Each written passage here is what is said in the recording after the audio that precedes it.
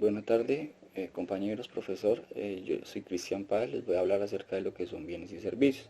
Los bienes son objetos y materiales tangibles que por sus características tienen la capacidad de satisfacer necesidades humanas.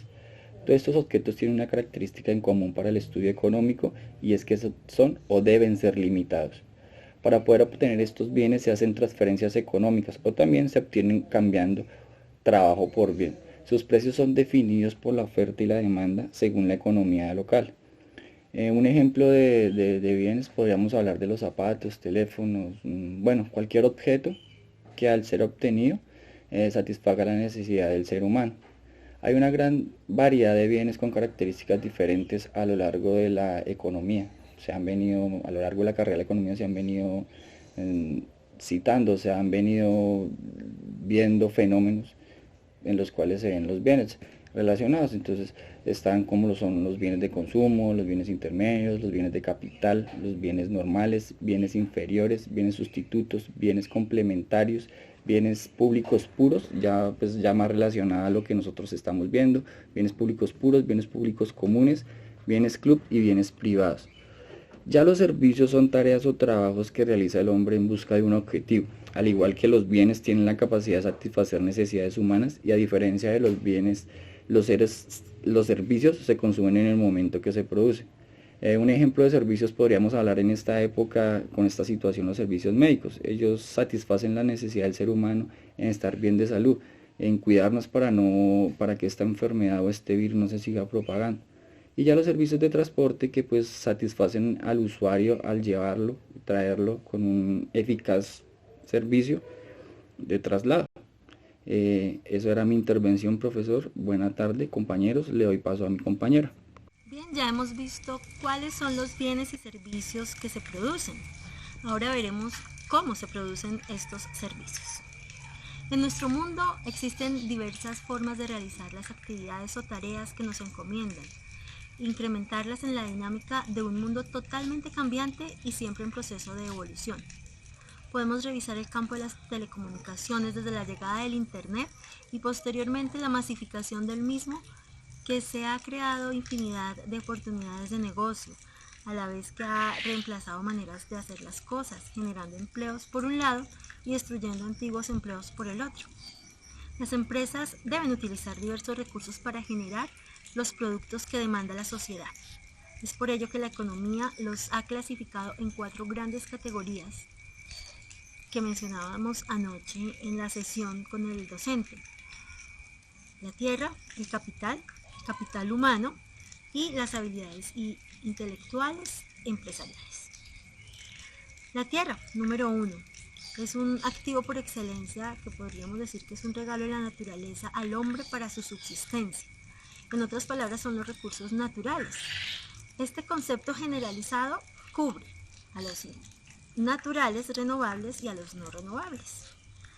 Renovables como por ejemplo la tierra que se puede, perdón, el agua que se puede reutilizar varias veces, y los no renovables donde encontramos por ejemplo combustibles como el petróleo que no se renueva. El segundo es el trabajo. En este factor de producción nos referiremos al tiempo y esfuerzo que las personas le dedican a producir los bienes y servicios. Podemos incluir el esfuerzo físico y mental que la gente debe realizar en medio de su labor, como en la agricultura, las construcciones, la industria, las fábricas, el comercio y en fin todas las empresas. También podemos revisar la calidad de la mano de obra, la cual depende del capital humano, es decir, el conocimiento y competencias que las personas logran desarrollar, como la educación, la experiencia laboral. A eso se le llamó durante mucho tiempo capital humano. Hoy en día se habla de talento humano, porque el ser humano se estaba materializando demasiado, entonces ahora podemos hablar del talento humano. Y finalmente hablamos de las habilidades intelectuales y empresariales, como la gestión del conocimiento, como todos estos productos que salen del intelecto, ideas que se implementan en las empresas. Aquí podemos hablar también de la parte de innovación. Esa es la manera como se producen los servicios. en qué consiste la necesidad versus el deseo. La necesidad los psicólogos han hablado y han dicho que pues la necesidad no es algo que nosotros hayamos desarrollado, sino que la necesidad es algo que viene con nosotros, es nuestra naturaleza. Y el deseo es algo que nosotros anhelamos, algo que queremos obtener. Generalmente el deseo llega después de la necesidad. Por ejemplo, cuando a nosotros nos da sed, buscamos no solo esa necesidad de tomar algo, sino tenemos un deseo específico como un antojo. Entonces, por ejemplo, comprar un helado o comprarme un Gatorade si estoy haciendo ejercicio, por ejemplo. También otro ejemplo sería el de una chaqueta. Una chaqueta la compramos para que nos cubra del frío, pero no solo queremos que nos cubra el frío, sino queremos que nos luzca, que nos veamos bien.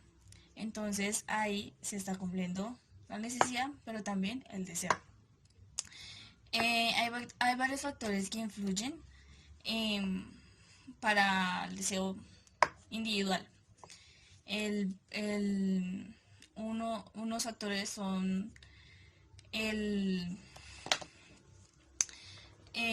entorno cultural,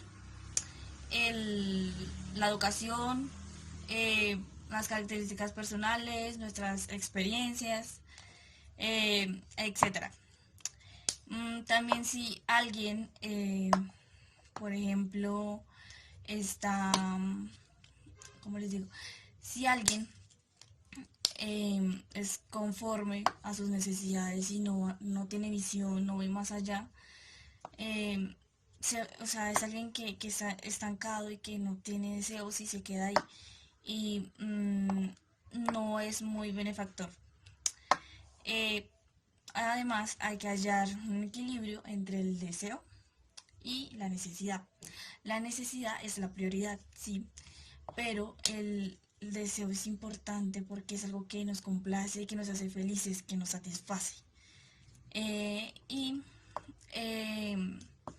Se enlazan, como les digo, el deseo y la necesidad en la vida cotidiana se enlazan, como ya di varios ejemplos.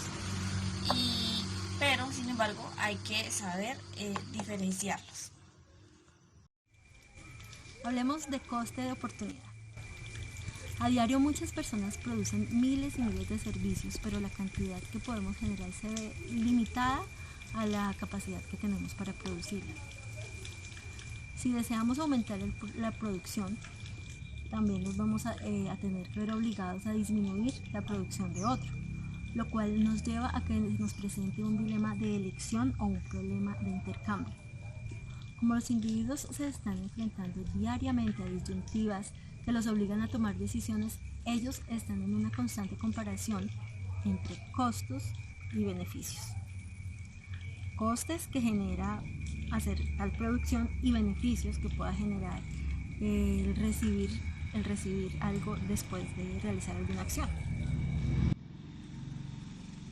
El problema está en que en muchas ocasiones revisar esos costes y beneficios no son tan obvios en primera instancia. Hay un ejemplo de una toma de decisiones al comparar 3 modalidades de estudio en una universidad: una diurna, una nocturna y una semipresencial o a distancia. Y se comparan precios de matrícula, libros, transporte y otros. Pero al tomar esta decisión de estudiar en la universidad, se deben conocer todos los costes que asumiremos y para ello debemos pensar en las oportunidades que rechazamos por seleccionar X o Y actividad. A lo que estamos renunciando con el fin de obtener otra cosa lo denominamos coste de oportunidad. Cuando decidimos estudiar en la universidad, hemos renunciado a un sinnúmero de posibilidades, las cuales podríamos definir como deporte, actuación, comenzar a trabajar inmediatamente, irse al campo, desarrollar otra cantidad de actividades. pero veremos lo que llamaremos la frontera de posibilidades de producción. Es el límite entre las diferentes combinaciones de productos y servicios y analicemos un modelo en el cual revisemos la producción de dos bienes y los demás que existan quedarán constantes.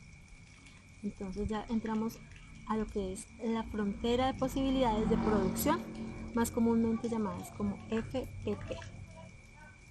Es una curva de posibilidades de producción que se genera mediante la unión de todas las posibles combinaciones de producción total, las cuales son dadas por un monto fijo de recursos productivos de determinada cantidad. La tecnología y el uso eficiente de los mismos.